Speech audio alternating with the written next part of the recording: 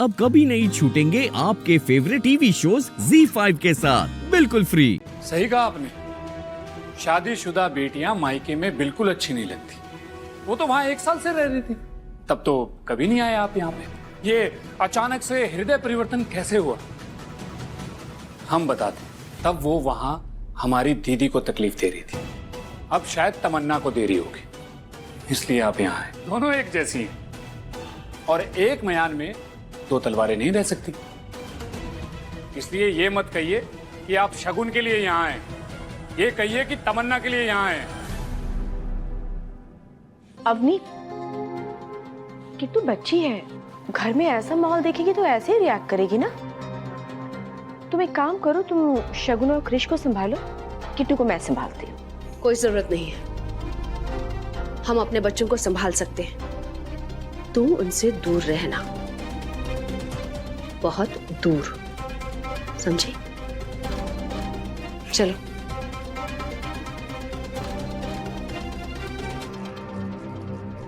तुम मुझसे दूर रहना, तो मुझे कौन सा शौक है नजदीक रहने का? बेटा थोड़ा तो ध्यान देना चाहिए था। आज खून निकल जाता तो पता है क्या होता? हाँ, थोड़ा ध्यान देते। उस दिन उंगली कटी थी, क्या हुआ था? डॉक्टर को बुलाना पड़ा था बेटा।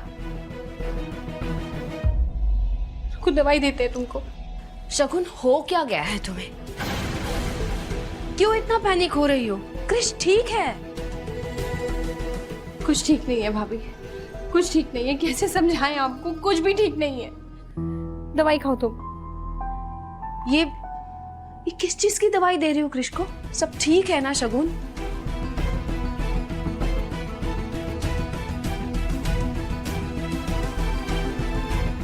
क्रिश, तुम ठीक हो ना? हमने ना किट्टू को बहुत डांटा, अब वो दोबारा ऐसा नहीं करेगी। हम ठीक है मामी। जाकर खेलो। नहीं, ये कहीं नहीं जाएगा, ये यहीं बैठेगा, हमारे नजरों के सामने रहेगा 24 घंटे। भाभी कहीं नहीं जाओगे तुम, समझे? अगर फिर से चोट लगी तो? क्यों लगेगी? ये क्रिश के नानी का घर है, अब इससे ज्यादा सेफ जगह कौन सी होगी? क्रिश जाओ, जाकर खेलो।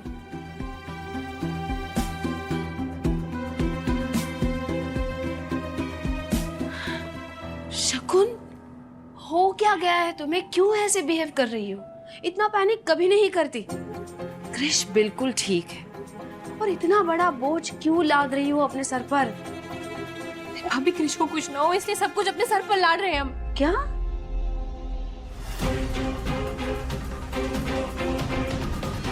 कुछ नहीं भाभी। शगुन, साफ साफ बताओ हमें, क्रिश को कुछ ना हो इसका मतलब क्या है?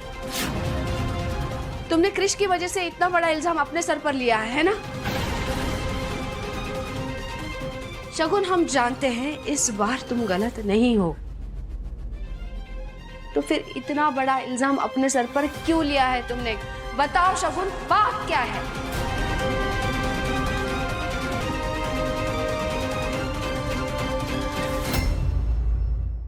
ZEE5 ऐप डाउनलोड करें और देखें सारे एपिसोड्स बिल्कुल फ्री।